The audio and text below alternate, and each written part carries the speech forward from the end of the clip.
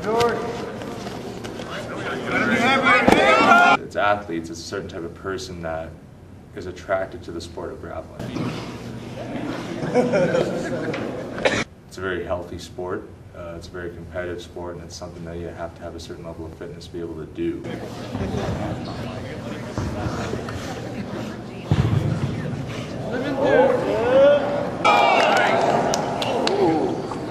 I focus a lot on my stand-up aspects, on my striking, on my boxing, on my Muay Thai, but originally, since I was a kid, grappling was what I had done, and I had wrestled all through high school. And you never really lose that. You look at most fights now, 89% of a fight is going to be on the ground.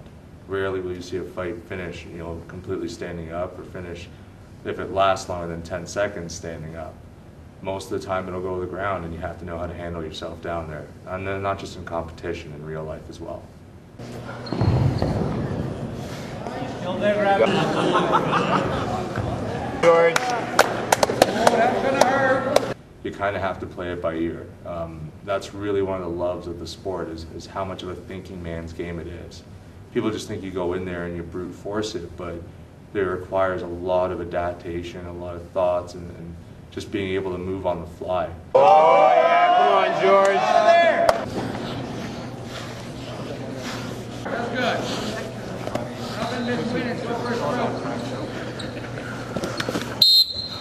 I'd say one of my biggest strengths as a grappler is just my ability to find openings and to act on them. You got your arm, Trev, he's looking for a triangle. Let him bring those legs up.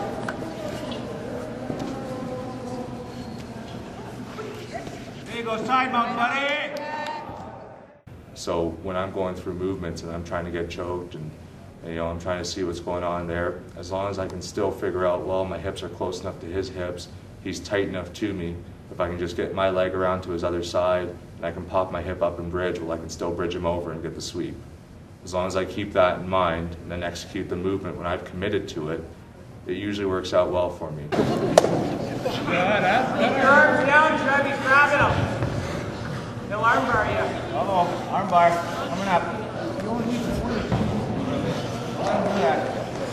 What I do right now is to just build up experience and build up technical proficiency so that I can make that transition to the pros within 2 years. I mean, amateur wins and amateur titles and all that is great, but at the end of the day, you're not really getting paid for any of that, and you're not really making a name for yourself doing that.